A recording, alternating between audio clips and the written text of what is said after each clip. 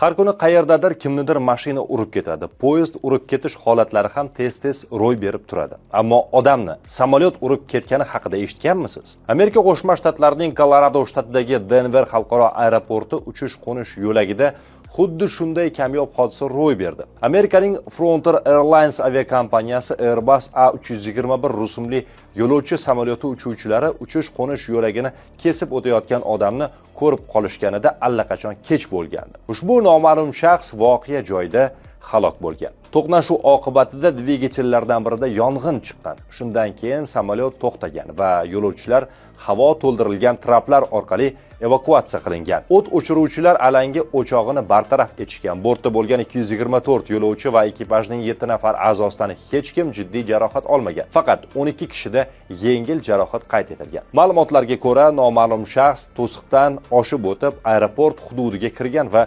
uchish-qo'nish yo'lagiga chiqib borgan. U aeroport xodimi bo'lmagan. Hozircha boshqa tafsilotlar ma'lum emas. Yo'lovchilar evakuatsiyadan so'ng terminalga qaytarilgan. Ular aviakompaniyaning boshqa reysida manzillariga jo'nab ketgan. Federal aviatsiya ma'muriyati va Milliy transport xavfsizligi kengashi surishtiruv ishlarini olib bormoqda.